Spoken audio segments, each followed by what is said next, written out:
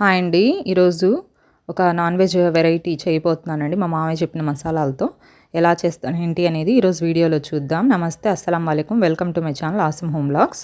ఇదైతే పొట్టేలు తలకాయ కూర అండి ఈరోజు. వాటిని ఇలా పీసెస్గా చేసి ఇస్తారు మటన్ షాప్స్లో. ఇలా పీసెస్ చిన్న చిన్న పీసెస్గా చేపించేసి వాష్ చేసేసి ఒక 2-3 టైమ్స్ వాష్ చేసేసి పెట్టేశాను. ఇప్పుడు ఇందులో సాల్ట్ ఇంకా పసుపు అయితే యాడ్ చేసేసుకోవాలి. యాడ్ చేసుకున్న తర్వాత బాయిల్ చేసుకోవాలండి. ఇలా బాయిల్ చేసుకునే ముందు పసుపు ఉప్పు వేసుకోవాలండి. నెక్స్ట్ వచ్చేసి కొంచెం ఉల్లిపాయలు ఉన్నాయా లేదా అన్నట్టుగా, తర్వాత నిలువుగా చీలేసిన పచ్చిమిర్చి, ఒక పచ్చిమిర్చిని నిలువుగా ఇలా కట్ చేసేసి పక్కన పెట్టేసుకున్నాను. వాటిని అయితే యాడ్ చేసుకున్నాను. ఇప్పుడు ఈ మొత్తాన్ని కూడా మనము బాయిల్ చేసుకోవాలి. నెక్స్ట్ వచ్చేసి మసాలా ప్రిపరేషను. ఇక్కడ మామయ్య చూపిస్తున్నారనమాట ఏమేమి వేయాలనేది, అందుకనేసి అవే వేస్తున్నాను. అదే యాడ్ చేస్తున్నారు మామయ్య. కొంచెం ఎండు కొబ్బరి, నెక్స్ట్ వెల్లుల్లి, అల్లము 2 సేమ్ క్వాంటిటీస్లో తీసుకున్నారండి. 3 కూడా. కొంచెం లవంగా, పట్ట, నెక్స్ట్ వచ్చేసి కొంచెం ధనియాలు, ఇవైతే ఈ క్వాంటిటీస్లో తీసుకున్నారు. నార్మల్గా ఇంట్లో మేము ఇలానే చేస్తామండి ఇప్పుడు. అయితే కొంచెం క్వాంటిటీస్లో తేడా అనమాట. మేము కొంచెం ఎండు కొబ్బరి అవి ఎక్కువ వేస్తాం, మామయ్య వద్దు అంతే వేయకూడదు అని చెప్పేసి చూపిస్తున్నారు. ఇలాగైతే మసాలాస్ అన్నీ మిక్సీ జార్లోకి వేసిచ్చారు. వీటినైతే ఇప్పుడు నేను మిక్సీ పట్టేసుకుంటున్నాను. ఇలాగా మొత్తం కొంచెం వాటర్ వేసేసుకొని ఇలాగ మెత్తగా పేస్ట్ లాగా చేసుకున్న తర్వాత ఒక గిన్నెలోకి అయితే తీసుకుంటున్నాను. పక్కనైతే ఇందాక పెట్టేసుకున్న ఇంత క్వాంటిటీ అయితే సరిపోతుందండి మసాలా. ఇక్కడ పక్కన అయితే ఇందాక బాయిల్ చేయడానికి పెట్టేసుకున్నాను కదండి, అదైతే బాయిల్ అవుతూ ఉంది. ఈ మసాలాస్లో చిన్న చిన్న వేరియేషన్స్ చేయడం వల్ల కూడా కర్రీ టేస్ట్లో కూడా తేడా వస్తుందండి. అందుకనేసి మామయ్య చెప్పిన విధంగా కొంచెం కొంచెం వేసేసుకొని మసాలా అయితే పట్టేసుకొని పక్కన పెట్టేసుకున్నాను. ఇదైతే బాయిల్ చేసుకుంటున్నాను ఇక్కడ. మొత్తము ముక్కలన్నీ బాయిల్ అయిన తర్వాత పక్కన పెట్టేసేసుకొని ఒక కుక్కర్లో, ఇది కుక్కర్లోనే చేసుకోవాలండి కర్రీ, ఎందుకంటే బాయిల్ అవ్వడానికి కొంచెం అవన్నీ ఉడకడానికి టైం పట్టిద్ది అనమాట, విజిల్స్ పెట్టుకోవాలి. నెక్స్ట్ ఒక 2-3 టేబుల్ స్పూన్స్ ఆయిల్ అయితే యాడ్ చేసేసుకున్నాను. సన్ఫ్లవర్ ఆయిలే తీసుకున్నాను. నెక్స్ట్ ఇందులోకి ఒక మీడియం సైజు ఉల్లిపాయ, సన్నగా కట్ చేసుకున్న ఉల్లిపాయ యాడ్ చేసేసుకున్నాను. ఒక 3-4 పచ్చిమిర్చి ఇలా నిలువుగా చీలేసుకున్న తర్వాత యాడ్ చేసేసుకోవాలి. ఇవన్నీ కొంచెం వేగితే సరిపోతుందండి, మరీ రెడ్లోకి రావాల్సిన అవసరం లేదు. లైట్గా ఉల్లిపాయలు కొంచెం ట్రాన్స్పరెంట్గా మారిన తర్వాత అందులోకి మసాలా అయితే యాడ్ చేసుకుంటున్నాను.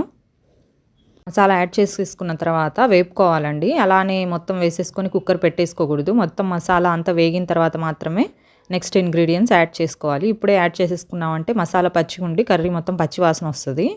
అందుకనేసి ముందు మసాలా ఆయిల్ బయటికి ఇలా వదిలేంత వరకు వేపుకోవాలి సన్న మంట మీద. కొంచెం ఫ్లేమ్ అనేది మీడియం టు లో పెట్టేసుకోవడమే మంచిదండి.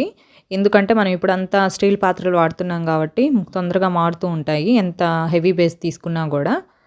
అందుకనేసి కొంచెం సన్న మంట మీద పెట్టేసుకొని ఆయిల్ మొత్తం బయటకు వచ్చేంత వరకు మసాలాస్ వేపుకోవాలి. వేపుకున్న తర్వాత ఇంత క్వాంటిటీ కోసం అయితే నేను ఒక గుంత గరిట కారం అయితే తీసుకున్నానండి.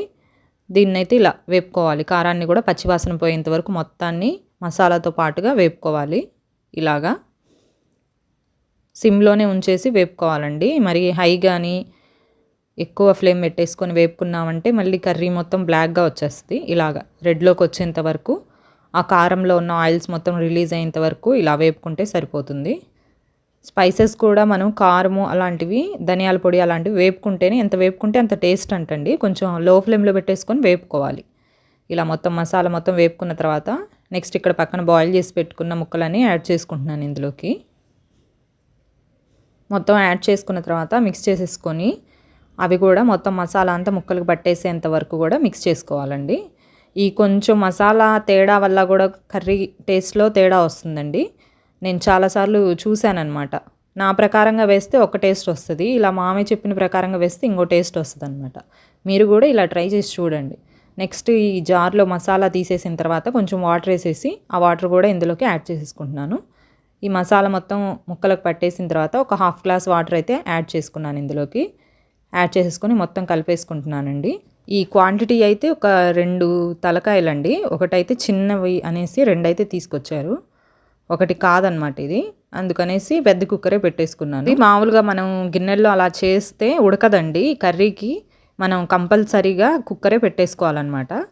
మొత్తం ఇలాగ కలిపేసుకున్న తర్వాత మసాలా మొత్తం మిక్స్ అయిన తర్వాత వాటర్ అది యాడ్ చేసుకున్న తర్వాత కొత్తిమీర అయితే ఇలా కట్ చేసుకోవాల్సిన అవసరం లేదండి. ఇలాగ చేత్తోనే తుంచి యాడ్ చేసుకుంటే ఫ్లేవర్ వస్తుంది అనమాట బాగా.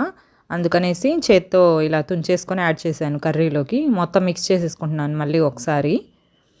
ఇలా మిక్స్ చేసుకున్న తర్వాత నెక్స్ట్ లిడ్ అయితే పెట్టేసుకుంటున్నానండి. దీనికైతే ఒక 4-5 విజిల్స్, కొంచెం హార్డ్ మటన్ అయితే ఎక్కువ పెట్టేసుకోవాలి, లేదు సాఫ్ట్గానే ఉంది లేతదనుకుంటే కొంచెం ఒక 2-3 విజిల్స్ అయితే సరిపోతుంది. నేనైతే ఒక 4 విజిల్స్ వరకు పెట్టానండి, 4-5 విజిల్స్ వచ్చిన తర్వాత ప్రెషర్ మొత్తం తీసేసిన తర్వాత ఓపెన్ చేసుకుంటున్నాను కుక్కర్ అయితే. ఇలా అయితే రెడీ అయ్యిందండి. మనం నార్మల్గా కర్రీ చేస్తున్న గిన్నెల్లో కానీ బాండీస్లో కానీ అలా చేస్తే ఈ కర్రీ చాలా టైం తీసుకుంటుందండి. 1 అవర్ 1.5 అవర్ పైన తీసుకుంటుంది అనమాట. ఇలాగ కుక్కర్లో పెట్టేసుకుంటే మనం ఈజీగా చేసేసుకోవచ్చు. లేదంటే ముందే కుక్కర్ పెట్టేసుకొని ఉడికిన తర్వాత మసాలా తాలింపైన వేసుకోవచ్చు అనమాట. ఇంకా అవన్నీ ఎందుకని నేను ఒకేసారి కుక్కర్లోకి అయితే పెట్టేసుకున్నాను. ఇలా అయితే రెడీ అయిపోయిందండి పొట్టేలు తలకాయ కర్రీ అనమాట.